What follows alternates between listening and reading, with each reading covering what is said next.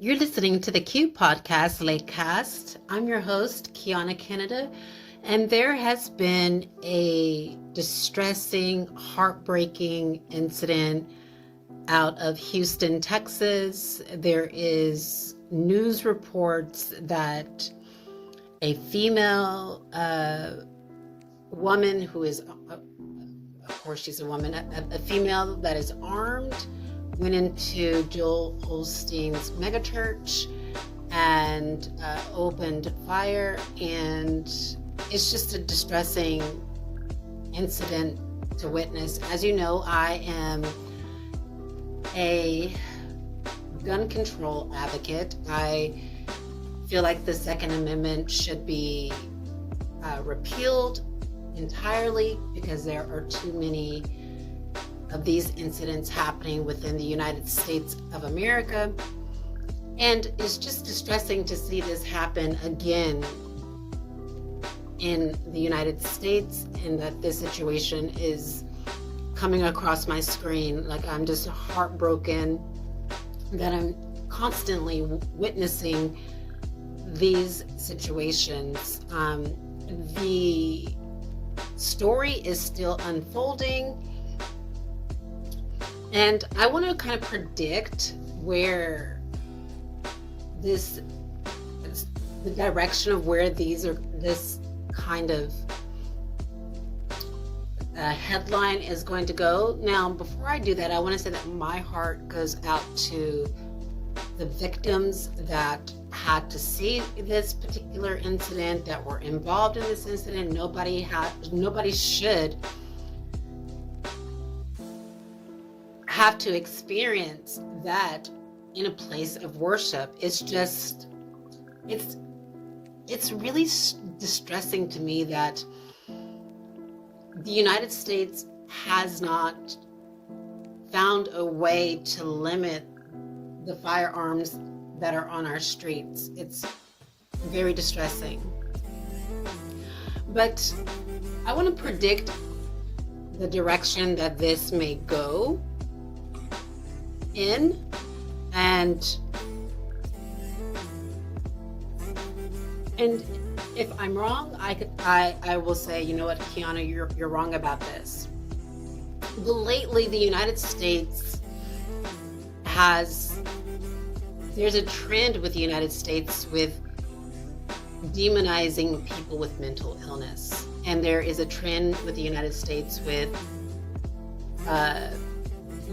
perpetuating this. So the United States has perpetuated this narrative that everyone who is involved in these kinds of incidents, or the perpetrators of this incident, is suffering from schizophrenia.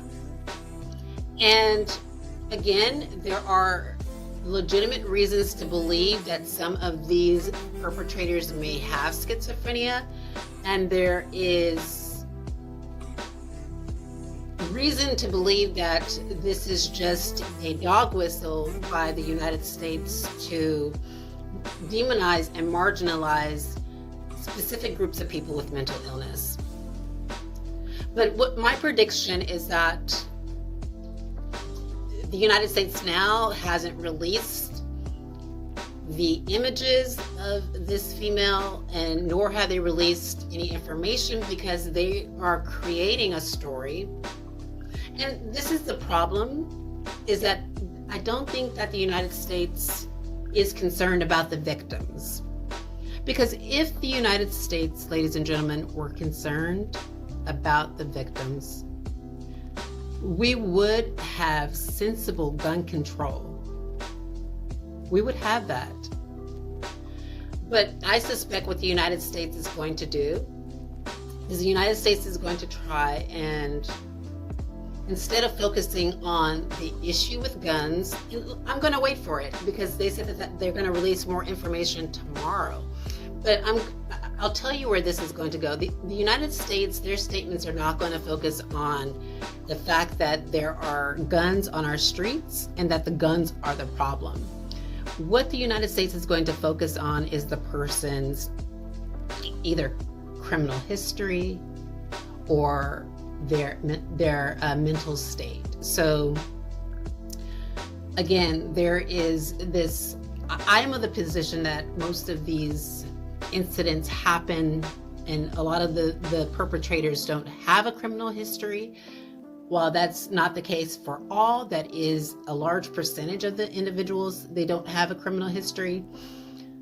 But also, ladies and gentlemen, what's even more disconcerting is that there has been a consistent pattern with the United States labeling most of these people that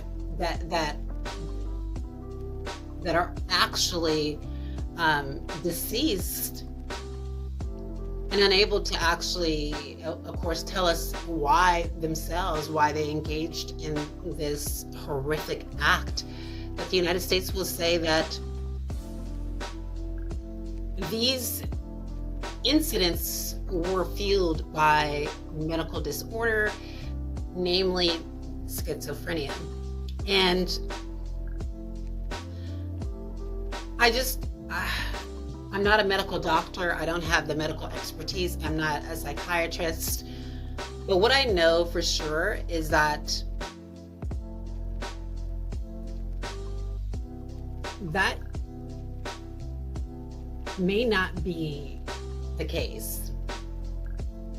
And I think that what the United States is failing to do is it's failing to say that this is mostly, these incidents are based on ideology. So we know that a lot of these incidents, because people have a certain ideology where there is a dislike or hatred for people. And instead of saying that, because the United States doesn't want to make the incident a hate crime, the United States does not want to file the incident as a hate crime. The United States doesn't want it to be seen as a domestic issue. What it will say is that it's just a mental health issue. And I think that that's quite troubling, but that is my prediction. I think that that's the direction that this is going to go. I could be wrong, ladies and gentlemen. I could be wrong.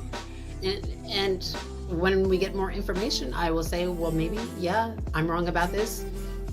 But my prediction is that there is going to be a narrative that is being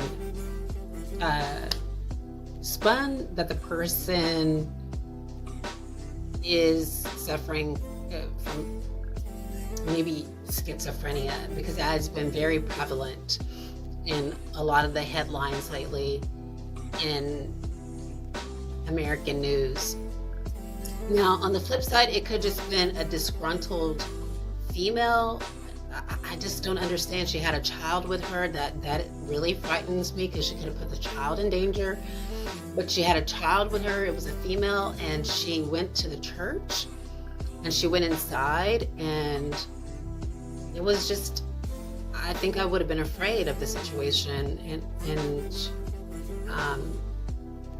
I think,